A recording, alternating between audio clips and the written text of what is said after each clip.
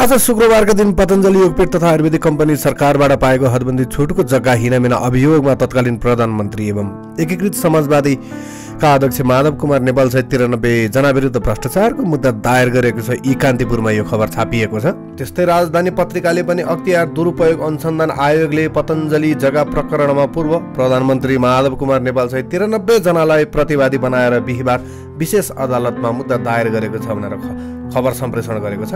त्यस्तै नयाँ पत्रिकाले पनि नेताहरूको तुलनामा निष्कलङ्क मानिएका माधव नेपाल नेतृत्वको मन्त्री परिषदले पतञ्जलि योगपीठलाई हदबन्दी भन्दा बढी जग्गा किनबेचको अनुमति दिएको अभियोग उनी सहित तत्कालीन मन्त्री, मुख्य सचिव, सहसचिव लगायत 93 जना विरुद्ध भ्रष्टाचारको मुद्दा दायर गरेको भनेर समाचार सम्प्रेषण गरेको छ। त्यस्तै द हिमालयन टाइम्सले पनि former PM Nepal among 93 charge in Patanjali land scam भनेर खबर सम्प्रेषण गरेको छ। के हो त चारैतिर यो पतञ्जलि पतञ्जलि पतञ्जलि भनेर खबर आएको विषय? आउनुहोस् हामी पनि यस विषयमा केही गहिरोमा अध्ययन गर्न प्रयास गरौँ। सबैभन्दा पहिला पतञ्जलिको विषयमा केही कुराहरू जानकारी लिउँ। पतञ्जलि आयुर्वेदिक भारतको संस्था हो। यसको संस्थापना बाबा रामदेव र आचार्य बालकृष्णले गरेका हुन्। नेपालमा पतञ्जलि पहिलो पटक आफ्नो उत्पादन 2065 सालतिर भित्र्याउन थाल्यो। सुरुवाती रूपमा आयुर्वेदिक औषधि, जडीबुटी र दैनिक उपभोग्य वस्तुहरू बिक्री वितरण गर्ने उद्देश्यले नेपालमा प्रवेश गरेको थियो। पतञ्जलि आयुर्वेदिक नेपाल प्राली स्थापना। नेपालमा आधिकारिक रूपमा पतञ्जलि आयुर्वेदिक नेपाल प्राली नामक संस्था दर्ता गरियो। यसले पतञ्जलिको उत्पादनहरूको आयात बिक्री र मार्केटिङ काम गर्न थाल्यो। उत्पादन स्थलको योजना। नेपालको समृद्ध जडीबुटी र प्राकृतिक स्रोतहरू प्रति आकर्षित भई पतञ्जलिले नेपालमै उत्पादन गर्ने योजना बनायो। यसका लागि औद्योगिक क्षेत्रहरूमा जग्गा खोजी, सरकारी सहकारी प्रयास र सम्भावित लगानीको कुरा पनि अगाडि सारियो।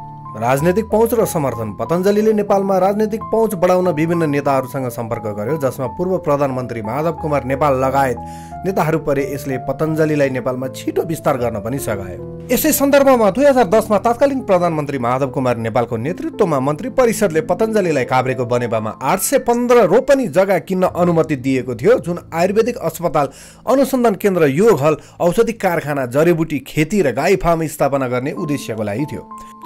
तर मुख्य जड अब यहाँबाट सुरु हुन्छ। पतञ्जलिले उक्त जग्गा किनेपछि केही महिनाभित्रै 373 रोपनी भन्दा बढी जग्गा निजी कम्पनीहरूलाई बिक्री गरेको पाइएको छ, जुन भूमि ऐन 2021 को उल्लङ्घन हो। यस प्रकरणमा पतञ्जलिका प्रमुख बाबा रामदेव र आचार्य बालकृष्णलाई पनि सोधपुछको लागि बोलाइएको थियो, तर उनीहरूले नेपाल स्थित प्रतिनिधि शालिग्राम सिंहलाई जिम्मेवारी ठहराउँदै उपस्थित हुन अस्वीकार गरेका थिए। अब लागौँ यो केसमा नेपालमा भूमि ऐन 2021 सम्बन्धी केही व्यवस्थाहरूको विषयमा छलफल। भूमि ऐन 2021 र पतञ्जलिको सम्बन्धमा जग्गा स्वामित्वको सीमा। भूमि ऐन 2021 अनुसार व्यक्तिले राख्न सक्ने जग्गाको सीमा तोकिएको छ। उदाहरण, तराई क्षेत्रमा अधिकतम 10 बिघा, पहाडी क्षेत्रमा अधिकतम 75 रोपनी। पतञ्जलिले काभ्रे प्लान्चोकमा मात्र 815 रोपनी जग्गा प्राप्त गर्यो, जुन ऐनले तोकेको सीमाभन्दा धेरै हो। त्यसपछि सो जग्गा मध्ये ठुलो भाग 373 रोपनी निजी कम्पनीहरूलाई बिक्री गरिएको देखिन्छ। यो ऐनको स्पष्ट उल्लङ्घन हो। तर यसमा हेर्न बाँकी यो छ कि पतञ्जलिले सो जग्गा व्यक्तिगत नाममा दर्ता गरेको छ अथवा संस्थाको नाममा।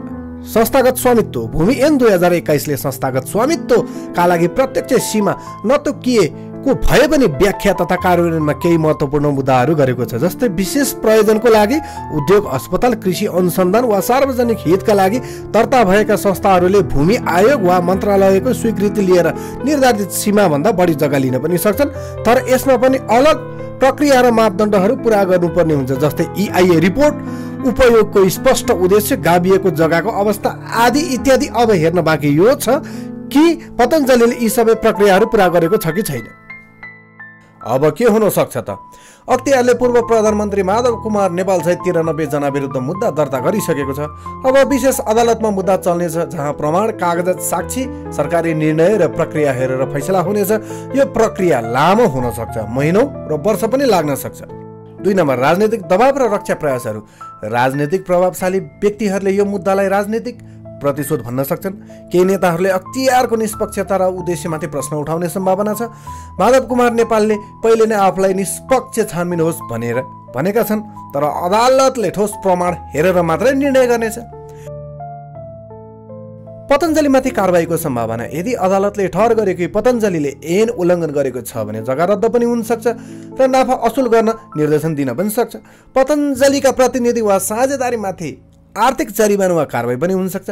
नेपालमा पतञ्जलिको कारोबारमाथि धेरै असर पर्न पनि सक्छ।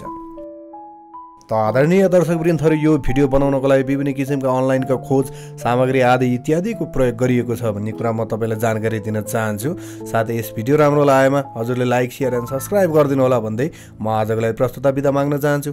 तर तपाईँहरूलाई के लाग्छ, यो घटनामा को दोषी छन् र को निर्दोषी छन्? तपाईँहरूलाई मनमा लागेको कुरा कमेन्ट बक्समा लेख्नु होला भन्दै म प्रस्तुता बिदा माग्न चाहन्छु। हस्त नमस्कार।